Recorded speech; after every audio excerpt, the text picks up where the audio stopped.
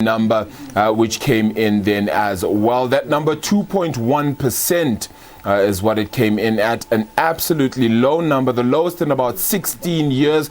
Lullu Krugel, who is an economist, then does join us as well, chief economist at PwC. Lulu, thank you so much for the time. Appreciate it then. This is obviously unprecedented, but does this actually give the South African Reserve Bank more room to cut interest rates, or is this just another simple situation where they've prepared for it and sort of estimated that this is what would happen anyway? This number came in below what the Reserve Bank was expecting, as well as the majority of economists' expectations. We did expect inflation to really remain, benign throughout the entire year, but I must say this was much lower than most economists were expecting, and even the Reserve Bank. And as such, I'm pretty sure that it will be a discussion point at their meeting, which is currently taking place, and it might influence their decisions, and they will definitely consider how it will impact on the inflation rate going forward.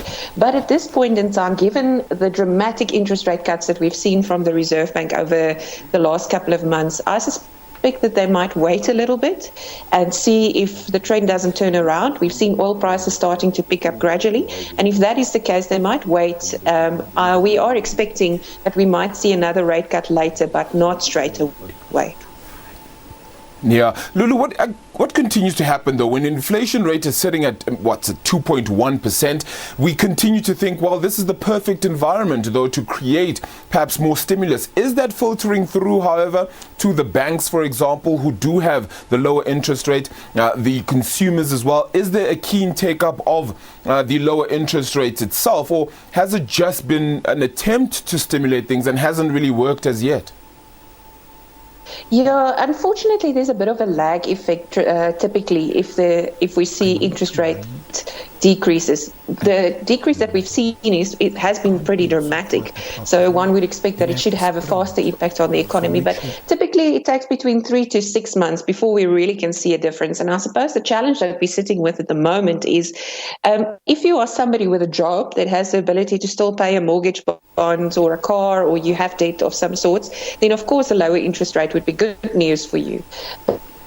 But if you're a consumer that's in a position where you potentially lost your income completely, or a business, then even if the interest rate is lower, it doesn't really make a change to your situation.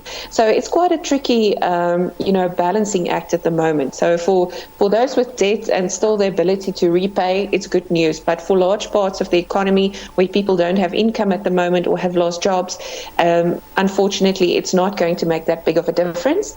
But it is typically a stimulus that takes a little bit longer to actually have effect. Yeah. What happens to the inflation expectations for the remainder of the year, the average number then for the year? Do you think that drops off a little bit according to the Reserve Bank's expectations? And also what happens to the growth picture as well? Their expectation there, do you see that dropping off? Yeah, so in terms of growth, the Reserve Bank expecting the economy to contract by a bit more than 7% this year, so quite significant contraction, but it's still lower than some of the private sector indications that we've seen of growth rates around, or contractions around 10 and even 12 and 15%. So our own expectation is that the economy will probably contract between 9 and 10% this year. So still not a pretty picture from a growth perspective. From an inflation perspective, the Reserve Bank did expect that inflation will average below 3.5%, the midpoint of the range this year. They were expecting around 3.4, but with a new number coming in, that number can drop to around 3.2 or even 3%, which again, I suppose, gives them that room later this year to actually consider dropping interest rates further. It will get interesting from their point of view. Do you feel, though, that they continuously get a sense of pressure then from not just the government, but even the ruling political parties, for them, the Reserve Bank, that is, to continuously do more to try and aid South Africa amidst this COVID-19 pandemic? So do you think that they'll succumb to a little bit of the pressure and perhaps, drop things off by another 25 basis points? I mean, they've already done 2.75 percentage points on what the figures stood at the beginning of the year. Yeah, I have.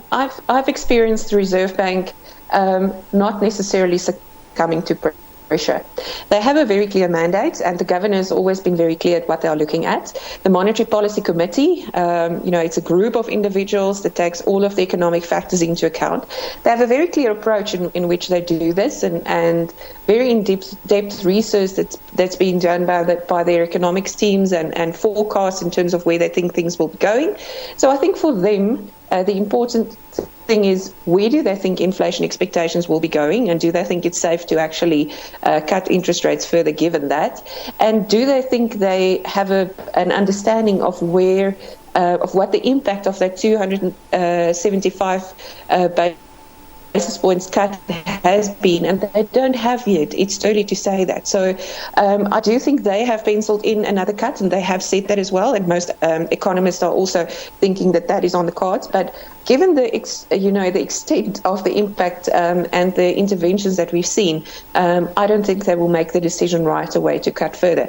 In addition, this is not the only initiatives from the Reserve Bank. They've bought back bonds on the open market. There's the loan guarantee scheme, etc. So the Reserve Bank actually, from a monetary policy perspective, has been very active over the last couple of months to support the economy in this COVID-19 period. They certainly have been. Look, we hope that others will certainly take note of it and take heed of what they have done thus far. Lulu, appreciate the time. Thank you so much for that. Lullu Krugel is chief economist then at PwC, joining us as that inflation figure comes down to the lowest since 2004.